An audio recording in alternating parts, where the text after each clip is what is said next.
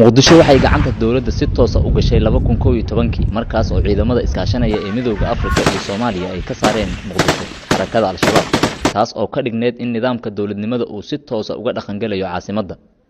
muddo 6 sano ka badan qaar ka mid ah 17 degmo ee gobolka Banaadir dadku waxay ku sheegayaan inaanay helin nidaam dawladeed oo dhameystiran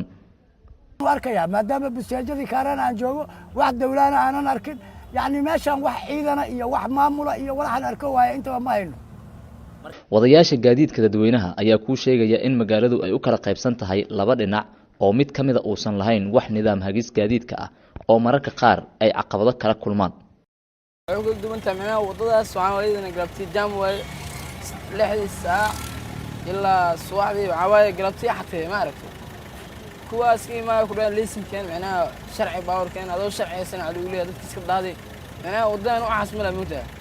والوما سرع الوديا سرع داديبتو والو فيرسدو waa ka socay ay caqlaagan waxa wadada jaame iyo baawur kor laga daasiyo uu leefir amana way kala duwan tahay waa mar kale iyo isgoyska afarta darjin bal qiyaas wada sidaan u mashquul badan oo gaadiidku isku dhaafilayeen oo aan haddana joogin hal qof oo ciidamada ilaalada wadooyinka ama traffic-ka ka tirsan baahi badan ayaa halkan ka jirta waxayna uga tusaaleynaysaa in ciidamada dawladda kuwada nabadgelyada wadooyinka iyo kuwa dawladda kadeeda ka amaanka sugaba aanay ka howlgelin halkan waxaan dareemayaa ama dadka qaarkood marka runta la yiraahdo wadada Maka al-Mukarrama aad aan markaan marayno u naxnaa oo dhibaatana waana barnaamij maaragtay u baahan nidaam u baahan hadii ay suurtagal tahay in maaragtay nidaamka wadadaas ama dhaqankeeda wax laga bedelo si ay ummadana u nabad gasho bajaajleedu u nabad gasho dawladana ay horumarka ay tabayso halkan waa wadnaha magaalada Muqdisho